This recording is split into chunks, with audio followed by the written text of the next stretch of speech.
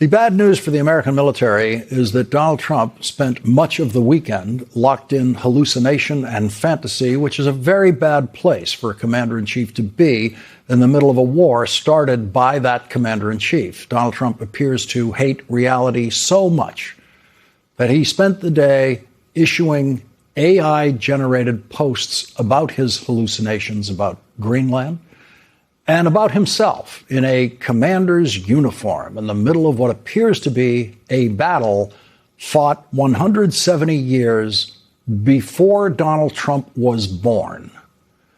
Donald Trump spent Saturday in that fantasy world after having threatened Iran once again with the most deadly military strike since World War II. At the end of Donald Trump's day-long retreat to social media fantasy, Donald Trump, of course, as everyone expected, as usual, called off his attack on Iran because he claimed, quote, "We have just been asked by Iran and other Middle Eastern countries to hold off any attack in that the perimeters of a deal has been agreed to."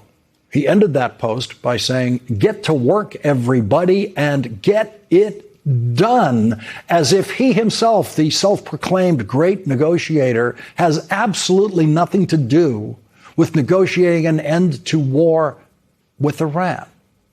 Iran, of course, denied, as usual, that they were in any negotiations with the United States, which provoked Donald Trump to say once again today that this time, it really is this time, Iran's last chance. This is the last chance.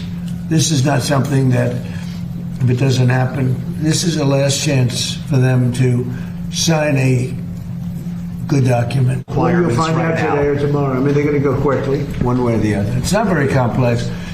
We're talking about the Strait, the opening of the Strait, having it open literally by tomorrow, completely open. And that's phase one. And phase two is we then will talk about the nuclear capacity. Joining us now is retired U.S. Navy Rear Admiral John Kirby. He's a former White House National Security Communications Advisor and MS Now National Security Analyst.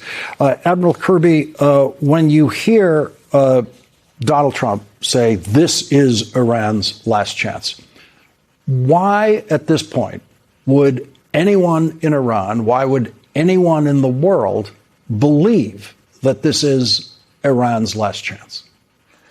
Yeah, it's tough to get there, Lawrence, when we have seen this movie before, calling off strikes, then starting them again, then going back to the table, then having that fail. So we just don't know where this is going to go. Neither side really has much incentive to be very honest in the public sphere. Both sides have a tendency to not exactly be fully transparent about what's going on. And the Iranians have produced the only verifiable claim, which is that they're in talks with the Omanis about one thing and one thing only. And that is the Strait of Hormuz. So I was a little encouraged to hear the president talk about sort of a stair-step approach here. We're going to get the Strait open, and then maybe that'll lead to some more talks. That's basically normal diplomacy in action, but we'll have to see if it actually ends up that way, because if past his prologue, we can be glad about the pause in place, but we need to be skeptical that it's going to be in place for much longer.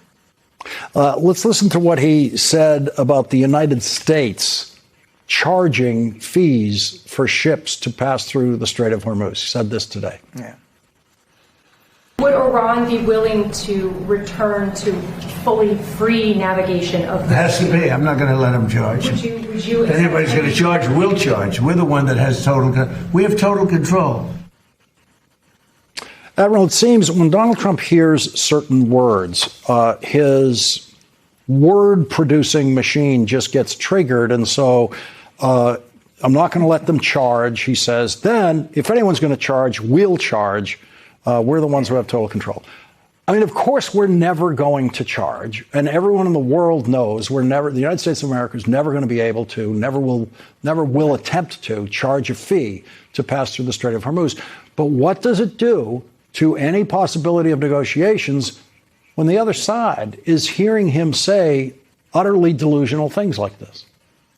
It's got to be hard on the Omanis right now, who are trying to establish some sort of mutual maritime route that ships can take, mutually agreed upon between Iran and Oman, who obviously border that strait very, very closely. You're not making it easy on your Omani friends to get there, to get the strait more open by saying things like that. And you're right, Lawrence, we're obviously not going to charge. It would be a violation of international law, and I'm sure the president knows that. The last time he asserted this, Secretary Rubio came right after and said that's not going to happen. But you're right, it doesn't help. It doesn't help, but to do anything but pressurize the negotiating table right now in Oman in terms of getting the strait open. So it's not a helpful comment to make. The other thing he said that I think bears some skepticism is the idea of we control the strait. I mean, that is not true. The U.S. Navy is helping shepherd some ships through a southern route. The Iranians are trying to run through the blockade and not being all that successful about it. But only in the last 24 hours, maybe a dozen ships transited the strait. All told, that's both coming in and going out. It's hard to argue that we have a total control over the strait. It is clearly still being threatened by Iran and their military capabilities. What is it like to be stationed on a Navy vessel in the region, knowing that you're on a war footing there, with the commander-in-chief making false threats about how to use the Navy in the Strait of Hormuz, the commander-in-chief saying erratic things, to put it mildly, about what's happening in this position that you're serving in the United States Navy? You've been away from your family now for months. The Navy is used to that. But in peacetime, the Navy does have predictable times shipped out at sea, and they know when they're going to be back, see their families again. Now you're serving in the United States Navy in the region. You have no idea how long you're going to be there. And there apparently is nothing you can listen to from the commander-in-chief that gives you any guidance about what's next. Those sailors on those ships, they're focused on doing their job, Lawrence. I served on a ship as we transited through the strait. We were in the tanker wars, escorting oil tankers in and out of the strait when Ronald Reagan sent us over there in 1988. And I can tell you that my mind was focused solely on the job at hand, getting those ships safely in, getting them safely out, making sure our ship and our crew were safe and secure as well. And that's where these guys, that's where these young men and women, that's where their heads are, is really on mission accomplishment. That said, it does get exhausting when you're at a high footing and then you're called off again. Then you're at a high footing and you're called off again. And you're at sea for many, many months at a time. That takes a toll on the sailors. It takes a toll on the ships. It certainly takes a toll on the families. Admiral John Kirby, thank you very much for joining us tonight.